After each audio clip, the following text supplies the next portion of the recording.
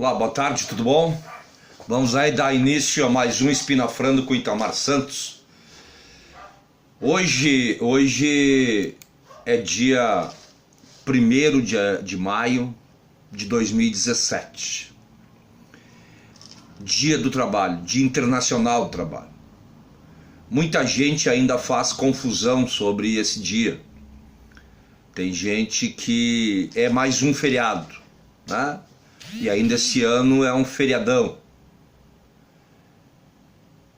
Então a gente tenta conversar a respeito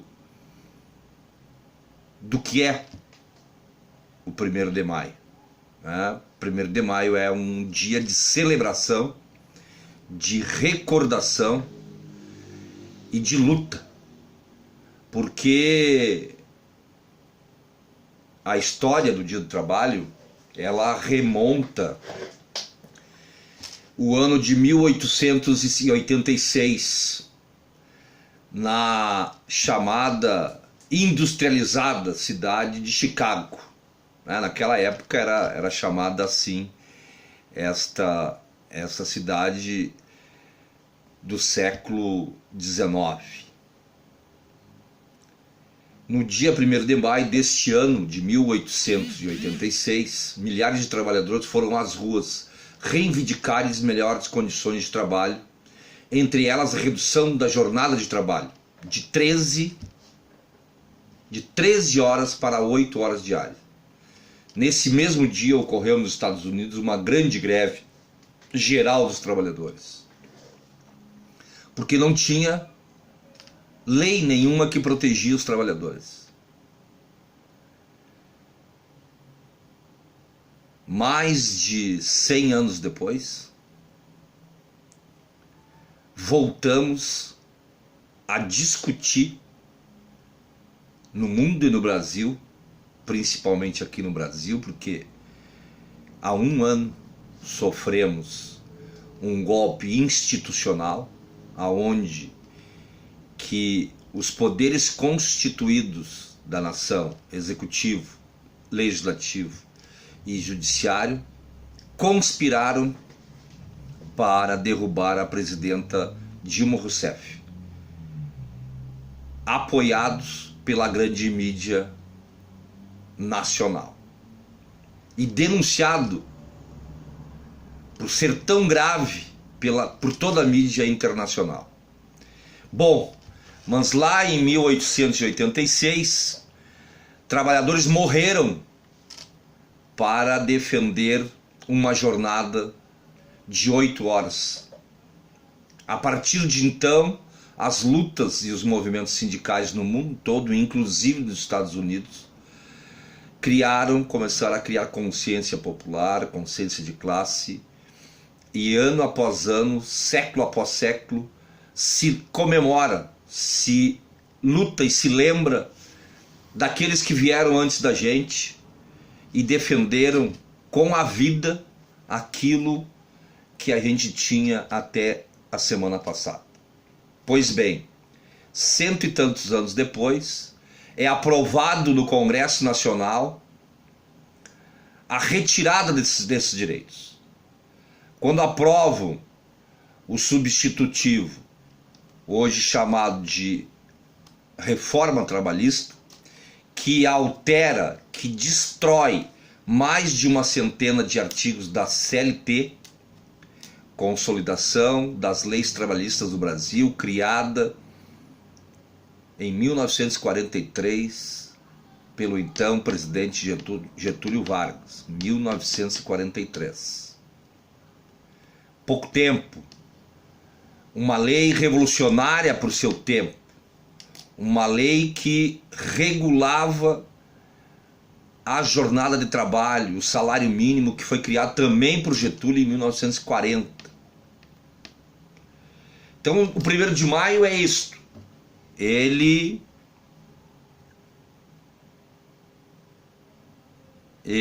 regula, ele lembra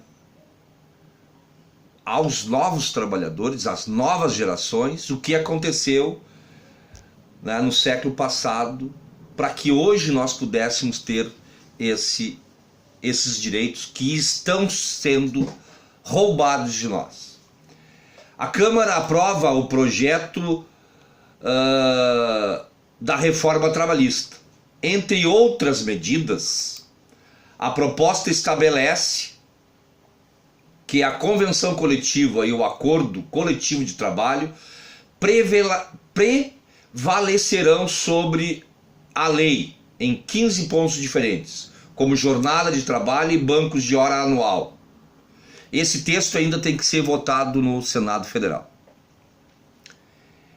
Só esse detalhe de que o legislado não é mais lei e passa a valer o negociado, autoriza todos os patrões, do menor ao maior, a negociar diretamente com seu empregado. Porque essa mesma reforma trabalhista acaba com o poder dos sindicatos. Não só com o imposto sindical, mas com o poder dos sindicatos. O imposto sindical é o menos pior nesta reforma, se a gente for relativizar a esse ponto. O plenário da Câmara, no último dia 27, pôs em votação o projeto de lei da reforma trabalhista, o PL 6787/2016, do Poder Executivo. O texto altera a consolidação das leis do trabalho, a CLT, para prever, entre outras medidas, a prevalência do acordo sobre a lei, regras do trabalho para intermitente e fim da contribuição sindical obrigatória e da ajuda dos sindicatos na rescisão trabalhista. A matéria também será votada no Senado. É um substitutivo, o relator dessa matéria foi Rogério Marinho, do PSDB do Rio Grande do Norte. A proposta é muito polêmica. O texto determina que as mudanças na duração do trabalho e nos intervalos de alimentação não serão consideradas como normas de saúde, higiene e de segurança do trabalho, proibidas a serem negociadas por acordo. Vou ler de novo. O texto determina que mudanças na duração do trabalho e nos intervalos de alimentação não serão consideradas como normas de saúde, higiene e de segurança do trabalho, proibidas de serem negociadas por acordo. Ou seja, a duração do trabalho, a intervalo para te almoçar, para te fazer qualquer coisa, a higiene, você não vai poder ir no banheiro. É isso que está colocado. Entre outras tantas aberrações, acertos acordos individualizados de livre negociação para empregados com instrução de nível superior e salário mensal igual ou superior a 2 vezes o limite máximo dos benefícios do INSS, seguirão os mesmos itens de acordo coletivo que prevalece sobre a lei. Entretanto, o acerto individual prevalecerá sobre o acordo coletivo. Um médico, um doutor, um engenheiro vai estar autorizado a fazer acordo individual, diferente do seu colega de mesma profissão. E só ele, negociando com o patrão. E aí, se seguir as regras, hoje o valor máximo do INSS é 5 mil uns quebradinhos. Outra questão. Se esses empregados concordarem, poderá constar no contrato de trabalho cláusula de resolução de controvérsia por arbitragem. Isso significa que está selado, ninguém mais discute esse negócio aí. Penhora. A única mudança feita pelo plenário ocorreu com a aprovação da emenda da deputada Gorete Pereira, do PR do Ceará, para incluir no texto a dispensa para as entidades filantrópicas do fornecimento da garantia ou bens e penhora as causas trabalhistas. A dispensa se estende àqueles que compuseram a diretoria dessas instituições, ou seja, essas entidades filantrópicas que não pagarem né, os direitos trabalhistas, não terão seus bens penhorados. Ou seja, não tem dinheiro, não tem como pagar o salário devido, o direito devido ao trabalhador. A contribuição sindical, o texto de Marinho acaba com a contribuição sindical obrigatória de um dia de salário dos trabalhadores, também acaba com a contribuição patrimonial. Qualquer desconto para o sindicato deverá ser expressamente autorizado. O plenário rejeitou a emenda do deputado Bebeto do PSB da Bahia, que propunha uma transição para o fim desta contribuição ao longo de 3 anos. Ou seja, é imposto sindical é um dia de salário de todos os trabalhadores que estão empregados nas diversas categorias. Isso é uma bandeira antiga do movimento sindical brasileiro, de que isso deveria acabar, para que o sindicato ficasse independente do Estado, né? Ficasse só com o seu poder associativo, de unidade, de construção da sua categoria. Mas quando se tem sindicatos fortes, né, com o agravamento da crise econômica no Brasil, com o golpe institucionalizado, os sindicatos perdem força. Perdem força porque não tem mercado, não tem oferta de trabalho, né? E com isso vai acabando o imposto sindical, acaba o dinheiro dos sindicatos, acaba a formação de novas lideranças, né? O sindicato deixa de ter até o poder homologatório nas rescisões, né? Isso vai ficar por conta da Justiça do Trabalho, e a Justiça do Trabalho vai passar a ser somente homologatório, aonde que o trabalhador e o empregado vai chegar lá na frente, um vai olhar para a cara do outro e dizer para o juiz, não está certo. É óbvio que o trabalhador vai dizer que está certo, porque senão ele não recebe, né? Se perde o poder de negociação entre quando tu negocia, né, a parte mais fraca com a parte mais forte. E até porque a parte mais fraca é do trabalhador, porque atrás daquele trabalhador que está negociando direto com o seu patrão, tem mais 100, 200 ou até 100 mil pessoas querendo pegar aquela mesma vaga de emprego. Por isso é desleal, por isso essa proposta de reforma aprovada pela Câmara é genocida, porque vai transformar os brasileiros num país de mendigos. Outra questão que fica aprovada na reforma trabalhista, a rescisão contratual. O substitutivo acaba ainda com a assistência obrigatória do sindicato na extinção do contrato de trabalho e a sua homologação. Segundo o texto, o ato de rescisão junto ao empregador com anotação de carteira será suficiente para a liberação das guias do saque do seguro-desemprego e do fundo de garantia, o FGTS. Ou seja, né, hoje tu vai no sindicato que quando foi demitido, e o sindicato analisa a demissão, né? O empregador é obrigado a fazer uma prestação de contas. Quanto tempo de serviço tem, o 13º, se foi pago, os 40% do fundo de garantia, o aviso prévio, as horas extras, vem um formulário onde diz quanto que o trabalhador irá receber. O sindicato calcula tecnicamente, porque tem advogados trabalhistas ali, tem técnicos contadores ali, e faz e te diz, olha, aqui está faltando tal coisa, tu quer aceitar? Se tu não quer aceitar, o sindicato entra na justiça junto contigo. Isso acaba, né? E o trabalhador não vai mais ir no sindicato, ele vai direto lá na Caixa Econômica pegar o seu fundo de garantia, se tiver o fundo de garantia. Nada te garante que vai ter depositado o fundo de garantia. Então é negociação direta entre trabalhador, né, demitido, e o seu patrão. Gravidez e insalubridade.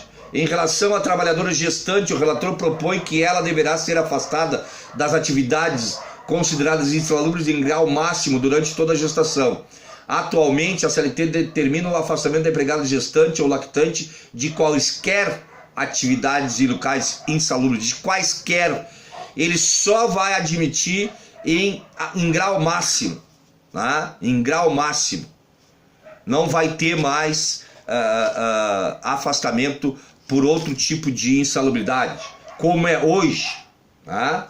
No caso de atividades consideradas insalubres em grau médio ou mínimo, será afastada delas se atestado de saúde médico de sua confiança recomendar o afastamento. Então, quer dizer, de sua confiança é o médico da empresa que vai dizer se a trabalhadora tem ou não tem condições.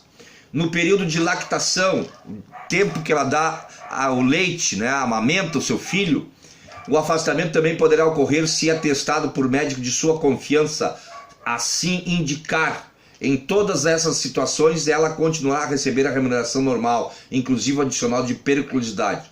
Entretanto, esse adicional será compensado pela empresa no pagamento das contribuições devidas pela pessoa jurídica e incidentes sobre a folha de salários.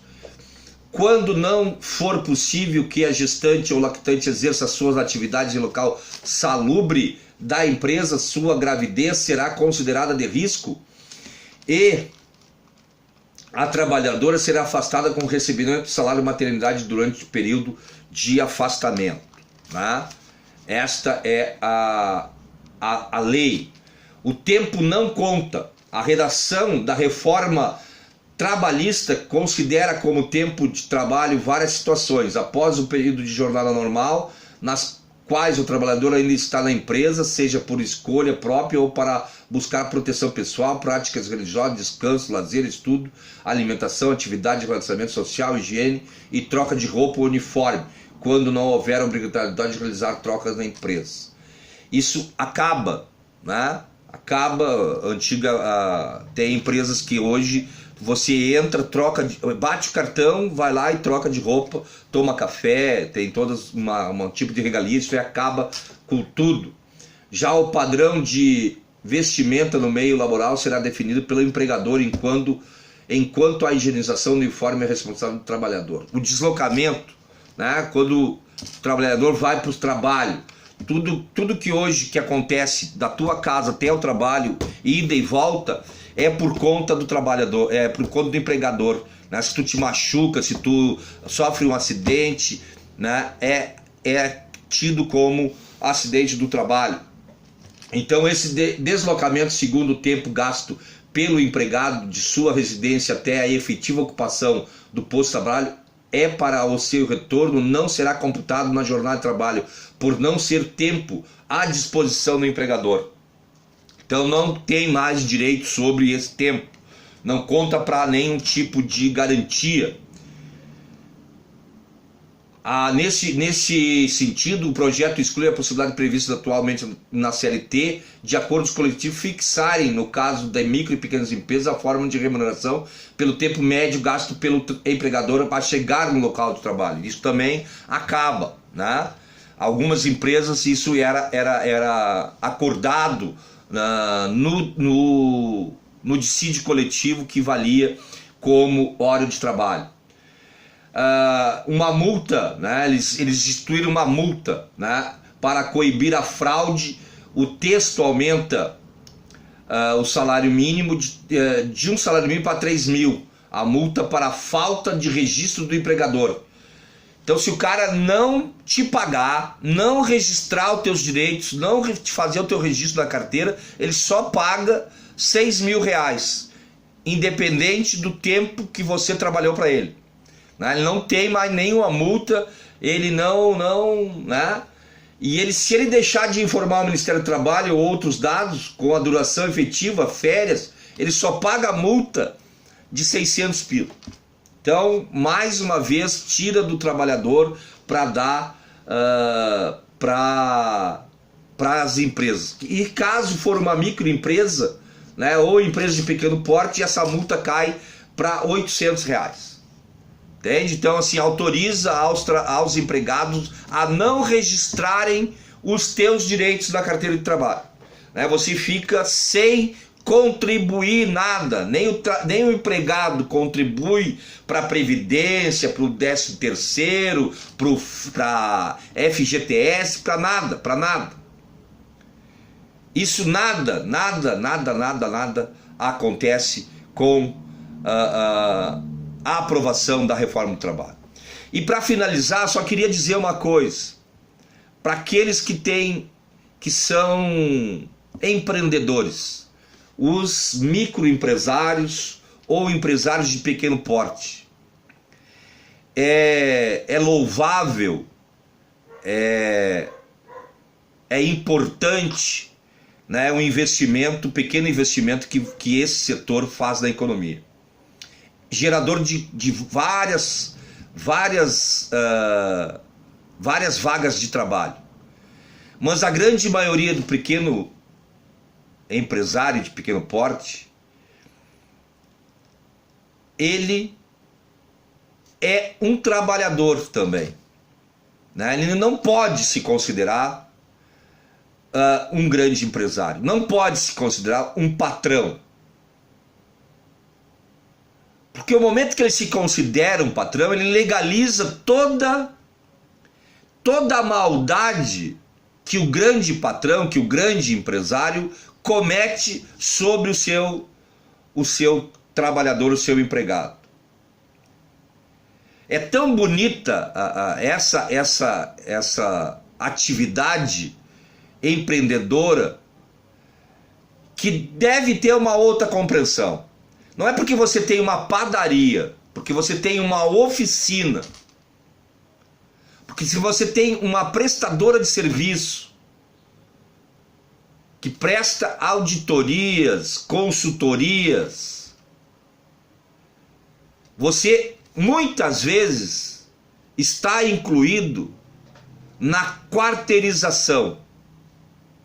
Quando você consegue um contrato de prestação de serviço com